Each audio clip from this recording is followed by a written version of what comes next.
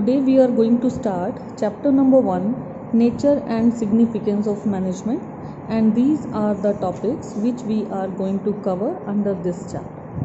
So let us go through introduction first. See, successful organizations do not achieve their goals by chance. जो successful organisations होते हैं वो अपने targets by chance achieve नहीं करते, बल्कि उन्हें एक प्रॉपर प्रोसेस फॉलो करना पड़ता है, एक डेलिब्रेट प्रोसेस फॉलो करना पड़ता है जिसको हम मैनेजमेंट कहते हैं. Management is essential for all organisations, big और स्मॉल, प्रॉफिट और नॉन प्रॉफिट, सर्विस और मैन्युफैक्चरिंग.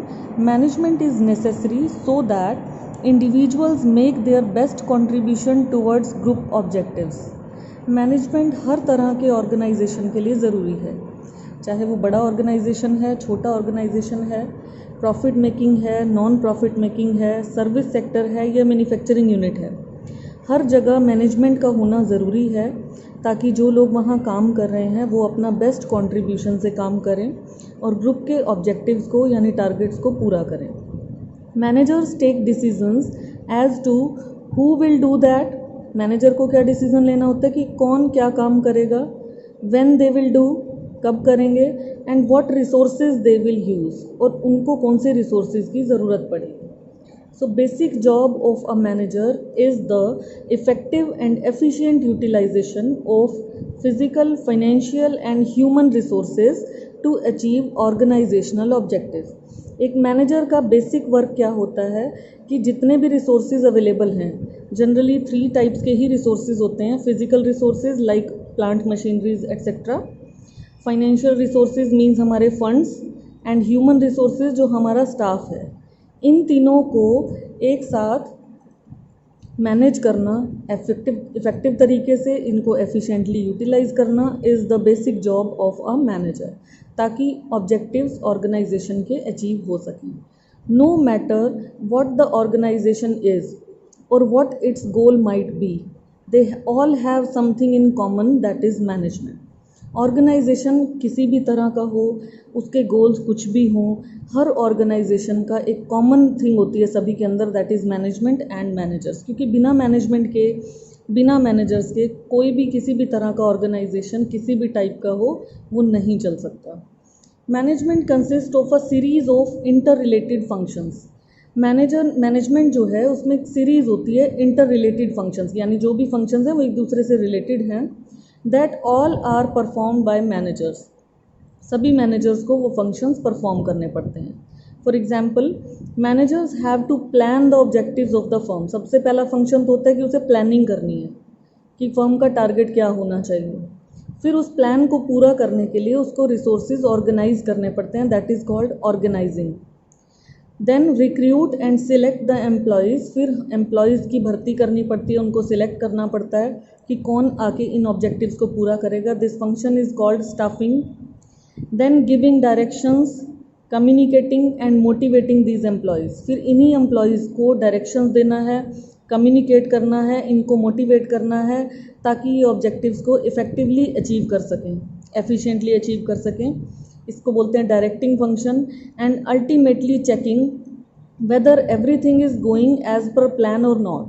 ये जो हमने स्टार्टिंग में प्लान किया था, लास्ट में आके उसे ये भी चेक करना है कि सब चीज़ें प्लान के हिसाब से हो रही हैं या नहीं हो रही हैं. इसको बोलते हैं controlling. So there are 5 functions of management: planning, organising, staffing, directing and controlling. ये इंटर रिलेटेड फंक्शंस हैं जो सभी मैनेजर्स को परफॉर्म करने पड़ते हैं. सो हाउएवर, जबकि जो टाइम स्पेंड करना है मैनेजर ने अलग अलग फंक्शंस में, वो टाइम भी डिफरेंट हो सकता है.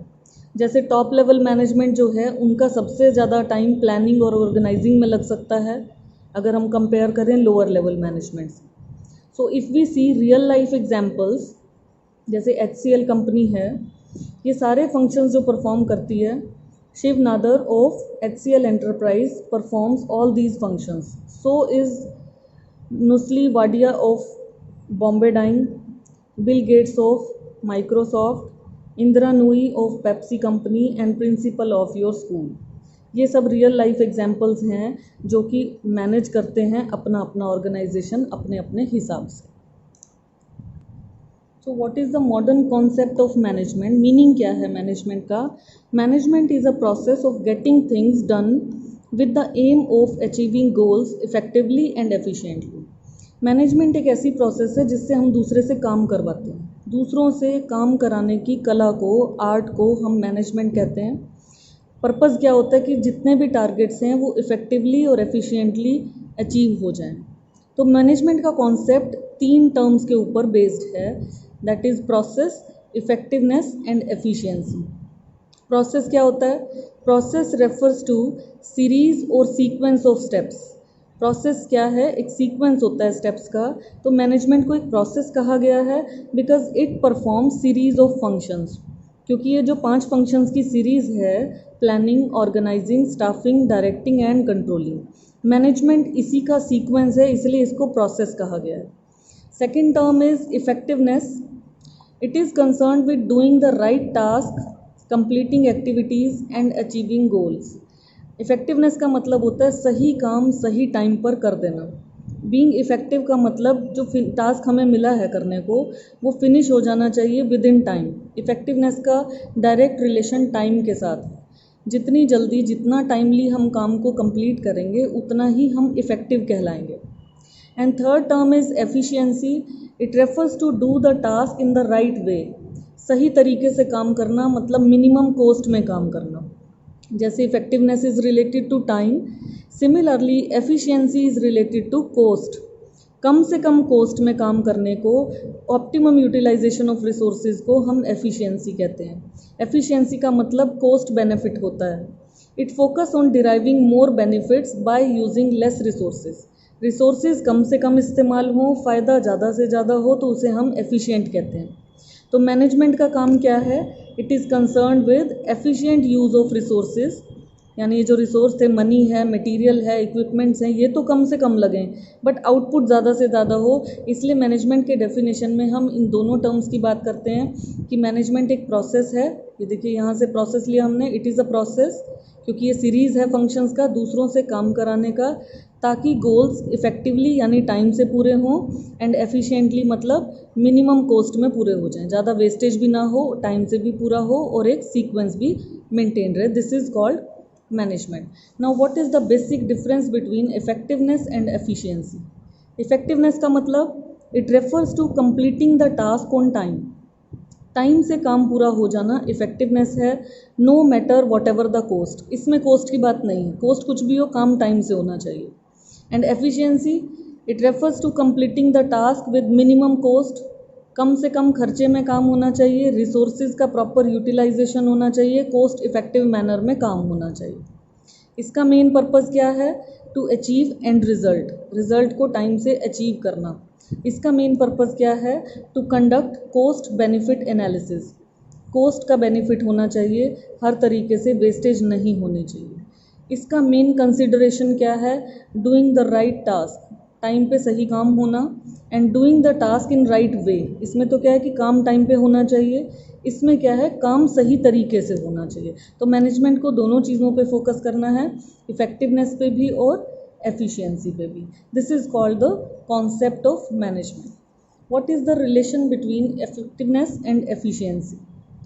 दे आर इक्वली इम्पॉर्टेंट। ये दोनों बराबर की समानता है, इनकी इक्वल इम्पॉर्टेंट है, क्योंकि इफेक्टिव का मतलब काम टाइम से होना है।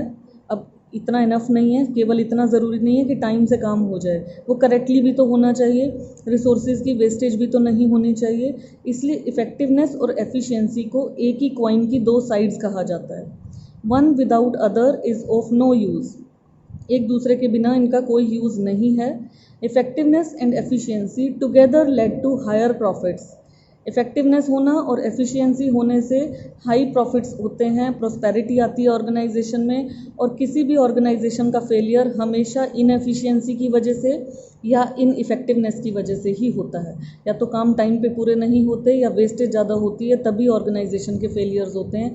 इसलिए इन दोनों का इक्वल और इम्पॉर्टेंट रोल है मैनेजमेंट में, that all the work should be in efficiency and effectiveness. Both these are to be achieved. Thank you. Have a nice day.